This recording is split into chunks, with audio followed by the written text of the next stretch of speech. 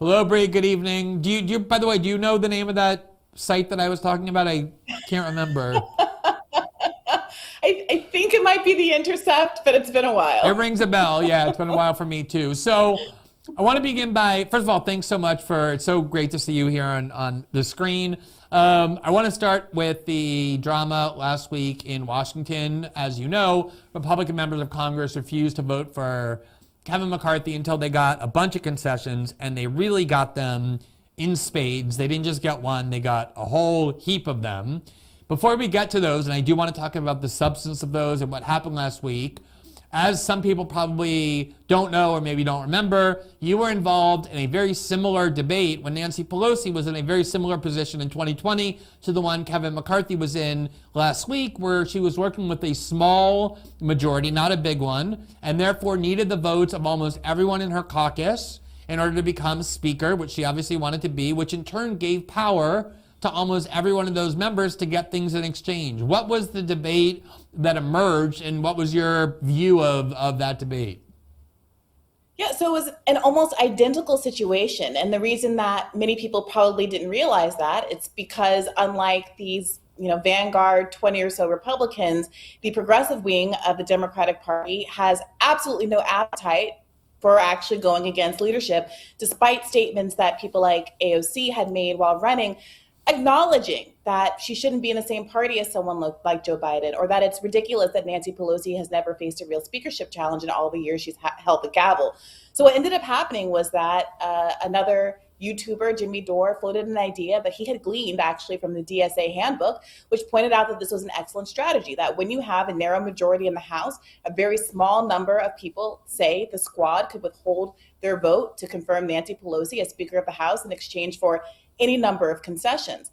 And at the time, because we were in the throes of COVID, pre-vaccine era, when there was a lot of concern about what was going to happen next, frankly, and also I think a lot of frustration from progressives about how the Bernie campaign ended, and concern that the Medicare for All movement as a whole was going to die with the Bernie 2020 campaign. The idea was floated that one of the core concessions that could be demanded was a floor vote for Medicare for all. So at very least, we could be having a public conversation about what the government's obligation should be to people as they were suffering with the pandemic, incurring medical bills and the like. And it seemed like a real opportunity, in part because there was a public conversation happening about how no one should have to go bankrupt from COVID treatments. No one should have to die because they weren't able to afford getting treatments for COVID. So it's very easy to see how that argument demands being extended to any other disease. Why is it And there were unethical even to let people polls die from showing COVID? increased support for the idea that everybody should have health care and health insurance, not only among Democrats, but increased support among Republicans as well. Kind of a perfect time for that debate. Absolutely. Um, Absolutely. yeah, so go ahead. Go ahead with the.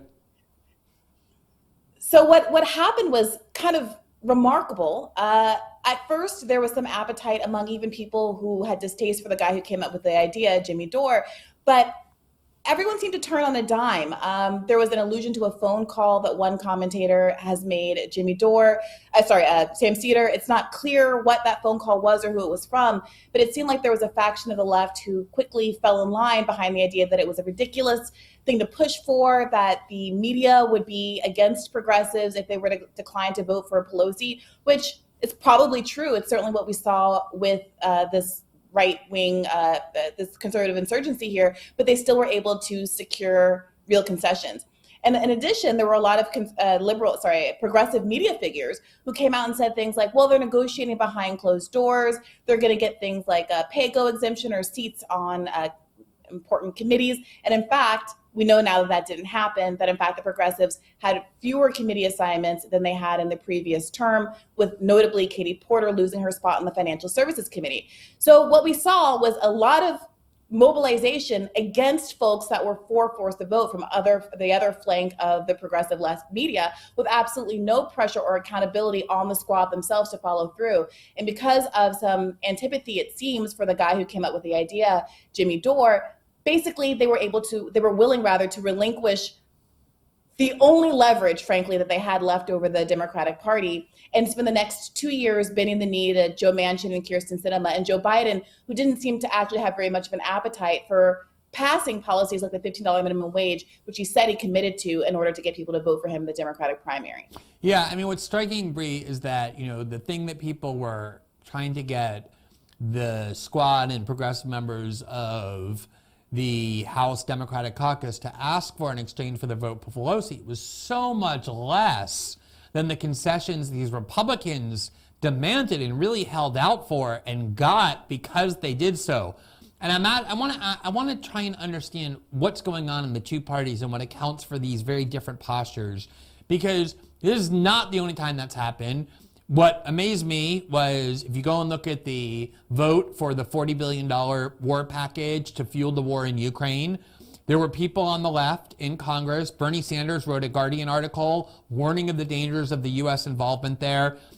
Ilhan Omar was very vocal about the opposition she said she had in order to do it. Cori Bush, on the day she voted for it, issued a statement that sounded like the kind of statement you would make explaining why you voted no, even though she and every other Democrat voted yes.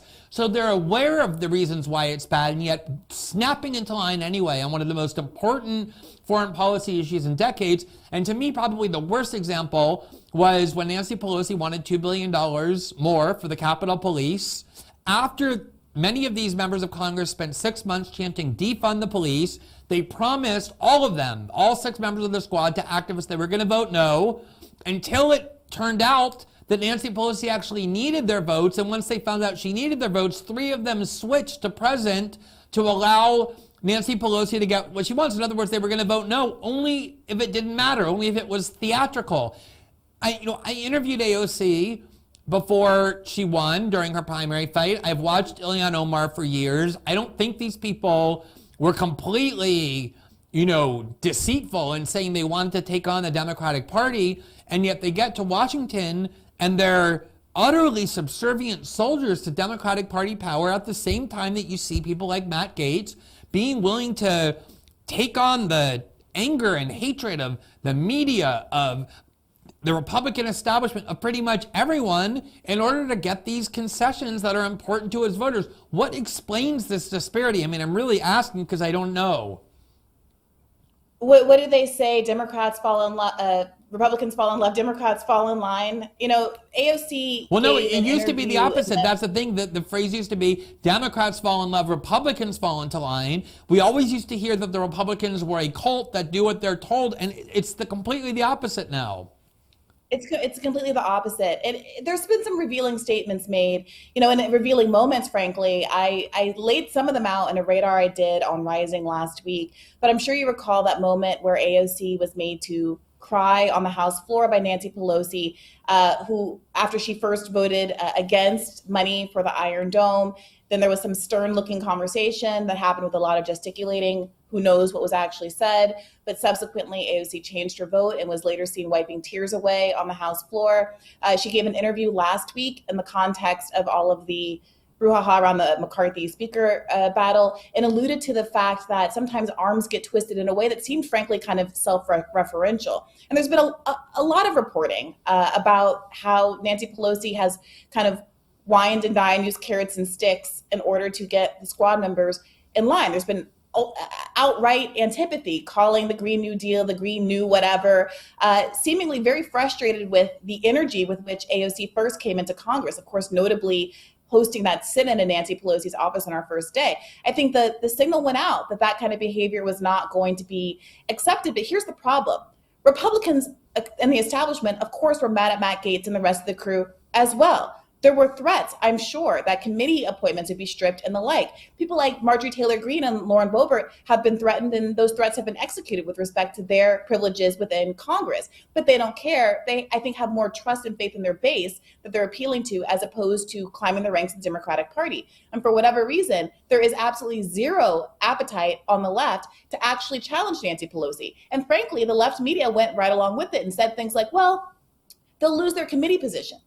In my view, if you are a principled human being that presented themselves the way that AOC presented herself to you in that interview, someone who, like AOC said, I'd rather be a one-term congressperson than to forgo my values, then you should be willing to use your position to highlight the gap between what you stand for, what a majority of Americans stand for, and what this corporatized party is standing for. How can you on one side say, I shouldn't be in the same party with someone like Joe Biden or Nancy Pelosi, but completely be utterly unwilling to say, they are willing to punish me for standing up for you. And I'm going and to then bend the knee so that you can have a committee position on a committee that's never going to effectuate anything that actually delivers for the American public?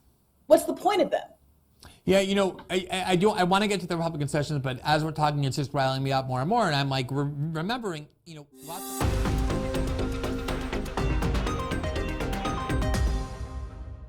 Thanks for watching this clip from System Update. Catch our full shows for free, live weekdays at 7 p.m. Eastern on Rumble, and join our locals community at greenwald.locals.com for all of my written journalism, exclusive after-show Q&As, and more.